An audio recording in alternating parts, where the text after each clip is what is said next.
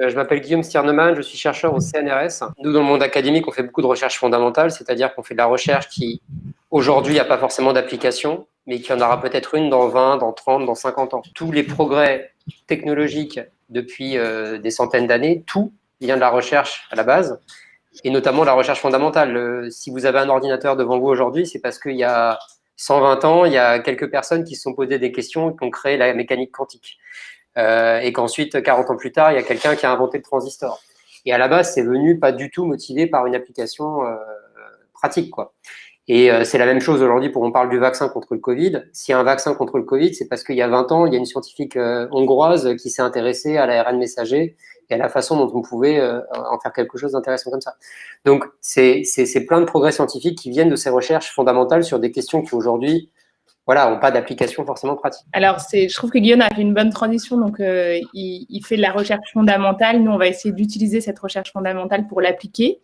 Donc, du coup, on va aussi, quand on arrive, qu'on est ingénieur, on va travailler avec des techniciens. Donc, c'est peut-être quelque chose il y a un peu moins dans la recherche académique.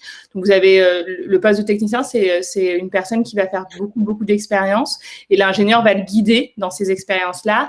Et la différence majeure qu'on aura avec la recherche académique, c'est que nous, on va être en lien avec quelqu'un qui veut vendre les matériaux qu'on doit fabriquer, qui va nous dire qu'est-ce qu'il a besoin et on va beaucoup discuter avec lui. Donc, c'est quelqu'un qui est interne à Saint-Gobain. Par exemple, je fabriquais un nouvel isolant pour la thermique.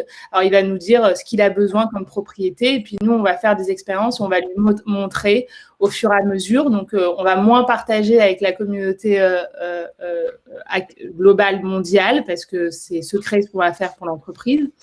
Par contre, si vous allez dans une grande entreprise comme par exemple Saint-Gobain, il y a des chercheurs dans le monde entier. Donc, on collabore beaucoup avec d'autres centres de recherche. Et nos clients pour qui on fait, donc les gens internes à Saint-Gobain pour qui on fait les produits peuvent être en France, aux États-Unis, en Inde. On est présent dans le monde entier.